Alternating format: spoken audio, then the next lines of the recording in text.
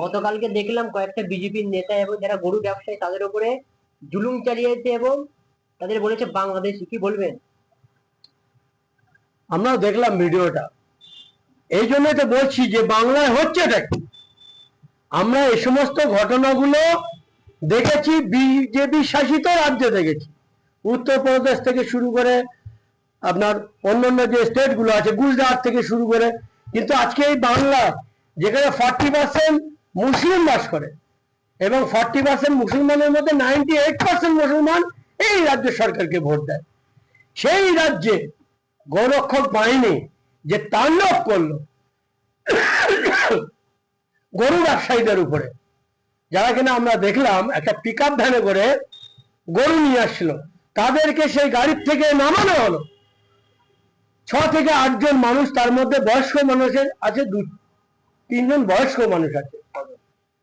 তো 6 জনা মানুষের মধ্যে 3 জনা 2 জনের বয়স্ক মানুষ, তাদেরকে গাড়ির থেকে নামিয়ে তাদের উপরে যা টর্চারিং করেছে, তাদেরকে যেভাবে মারধর করেছে এবং তাদেরকে পায়ে হাতে এবং গলায় দড়ি পরিয়েছে, তাদেরকে কান ধরে উঠবোস করিয়েছে এবং কান ধরে কয়েক মিটার তাদেরকে হাঁটানো হয়েছে।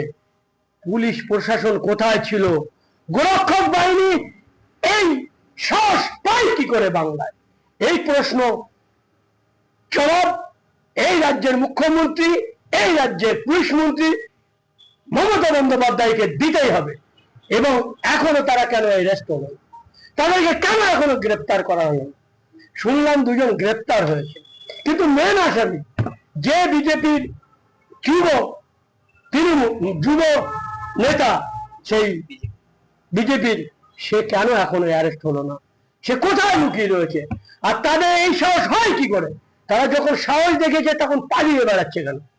তাদের যদি ক্ষমতা থাকে, একবার মুসলিম অধ্যুষিত এলাকায় এসে ওই গোরক্ষক বাহিনীদের এই কাজ করতে বলো, তারপরে তাদের কি করে ব্যাটন চালাতে হয় আমরা দেখিয়ে দেবো। এবং সেই মেন কালপিট যে আসামি কেন অ্যারেস্ট হলো না? আমরা শুনলাম, ভালো লেগেছে যে সেখানকার বিধায়ক তৃণমূলের, তিনি ওই কেসটা নিয়ে থানায় কেস রুজু করেছে। কিন্তু সাধুবাদ জানালেও ভাষা আমার একটা থাকবে, এই বাহিনী এরা এই যে অত্যাচার করছে, এদের মাথায় তো সেই পুলিশ মন্ত্রীর হাত, তা না হলে এরা এই সাহস পায় কি করে?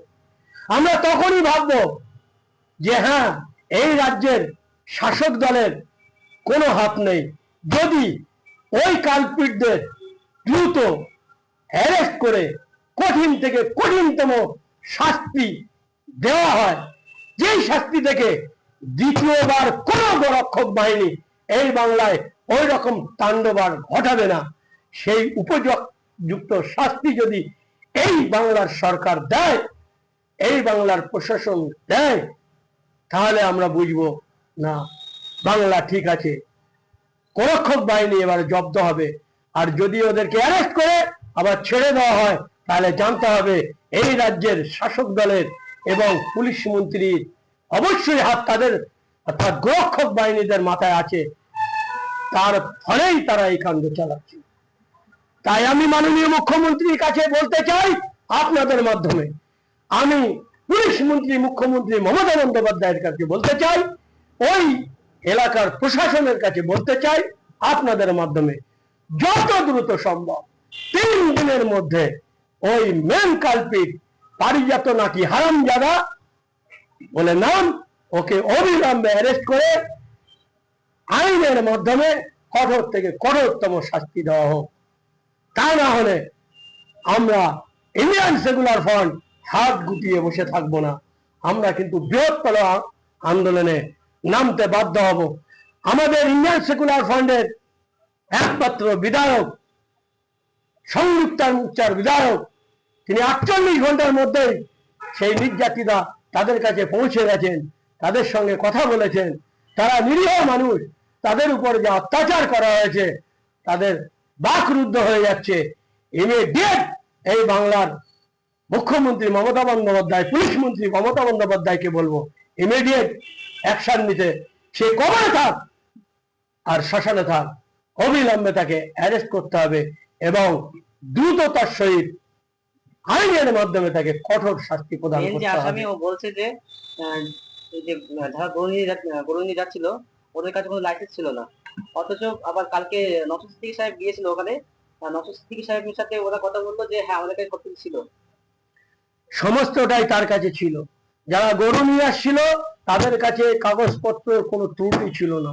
আসলে এই তো সেই নাগপুরের প্রোডাক্ট, আরএসএস প্রোডাক্ট, এই বিজেপি শাসিত রাজ্যে যে কর্মকাণ্ডগুলো সংখ্যালঘু মুসলমানদের উপরে ঘটাচ্ছে, সেই কর্মকাণ্ড এই বাংলায় সংখ্যালঘু মুসলমানদের উপরে টুপি দাঁড়িয়ে দেখলেই ওদের অ্যালার্জি এসে যাচ্ছে। সেই ঘটনা ঘটনার জন্যই এরা এই কাজ করেছে। এই সাহসটা পাচ্ছে কি করে? একে যদি প্রতিহত না করা হয়, এদের যদি ইমিডিয়েট অ্যাকশন না নেওয়া হয়, আমরা ইন্ডিয়ান সেকুলার ফ্রন্ট সমস্ত মানুষকে সঙ্গে নিয়ে রাস্তায় নামবো। এর যদি ব্যবস্থা না গ্রহণ করে মাননীয় মুখ্যমন্ত্রী মমতা বন্দ্যোপাধ্যায়। আমাদের নওশাদ সিদ্দিকী ভাইজান সেখানে গেছে, তাদের সঙ্গে কথা বলেছে, তাদেরকে আশাহত করেছে, তাদেরকে বলেছে, তাদেরকে সান্ত্বনা দিয়েছে যে বিষয়টা দেখছি। আশা রাখি আমাদের সংযুক্ত মোর্চার এমএলএ মাননীয় নওশাদ সিদ্দিকী ভাইজান বিধানসভায় এই কথাটা তুলবে যে বাংলায় হচ্ছেটা কি। অবিলম্বে এই কেস যদি বন্ধ না হয়, তাহলে কিন্তু বাংলায় সংখ্যালঘু সম্প্রদায় প্রত্যেকটা মুহূর্তে তারা মার খাবে আর ফুল ছুঁড়ে দেবে, এটা যেন কেউ আশা না করে। ইটের বদলা পাথর তৈরি থাকতে হবে, কারণ সমস্ত কমিউনিটির মধ্যে সব মানুষ তো আর ফেরেশতা নয়। কিছু কিছু মানুষের মস্তিষ্ক গরম থাকে। যখন টাচেল দেখা দেবে একটা সম্প্রদায়ের মধ্যে একটা বেঁধে যাবে, সেই আগুন যখন জ্বলে যাবে, এই আগুন নেভানোর মতো কিন্তু কোনো কায়দা থাকবে না।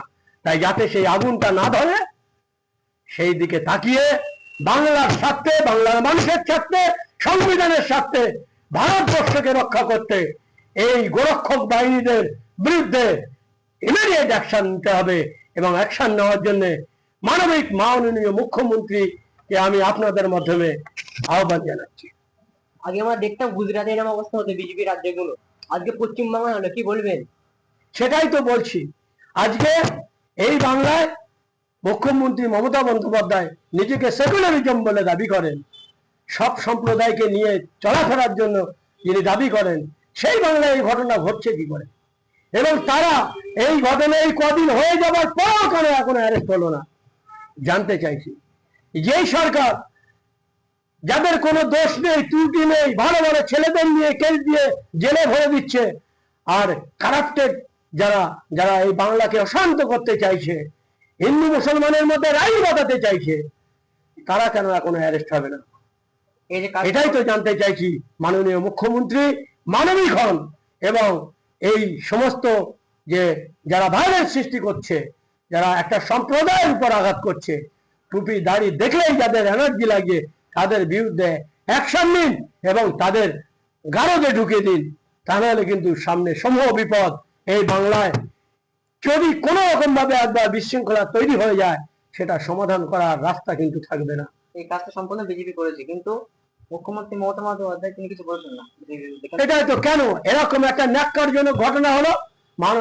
মুখ্যমন্ত্রী মমতা বন্দ্যোপাধ্যায়ের কোনো বিবৃতি নেই,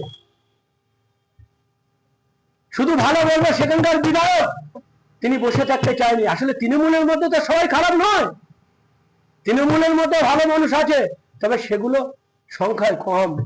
তাদেরও দম বন্ধ হয়ে যাচ্ছে যে আমরা যে রাজনৈতিক দলটায় অংশগ্রহণ করেছি, যে রাজনৈতিক দলটায় আমরা রয়েছি, যে শাসক দলে, সেই শাসক দলের যে ভূমিকা, সেই শাসক দলের যে শাসন, সেই শাসক দলের যে শোষণ, সেই ভালো ভালো তৃণমূলী মানুষগুলো মেনে নিতে পারে না।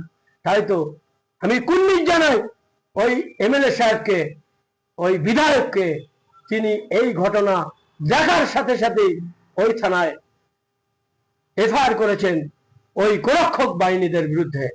আমি দেখব মাননীয় মুখ্যমন্ত্রী, তিনি পুলিশ মন্ত্রী, তাঁর ভূমিকাটা কি? বিবৃতি তো তিনি একটাও দেননি এবং তারা এখনো অ্যারেস্ট হয়নি। যে মেন কালপিট সে কখন অ্যারেস্ট হয়? আমরা 3 দিন সময় দিচ্ছি, 3 দিনের মধ্যে মেন কালপিটকে অবিলম্বে অ্যারেস্ট করতে হবে এবং আইনি প্রক্রিয়ায় তাকে কঠোর এবং কঠোর শাস্তি দিতে হবে। তাহলে বুঝবো যে হ্যাঁ মানবিক মুখ্যমন্ত্রী। তা না হলে বুঝবো যে মুখ্যমন্ত্রীর প্ররোচনায় বিজেপি দিয়ে এই সমস্ত কর্মকাণ্ড ঘটানো হচ্ছে মুসলিমদেরকে ভয় দেখানোর জন্য, মুসলিম ভোটকে কুণ্ঠাগত করার জন্য। যদি মুখ্যমন্ত্রী মমতা বন্দ্যোপাধ্যায় এদের বিরুদ্ধে কোনো অ্যাকশন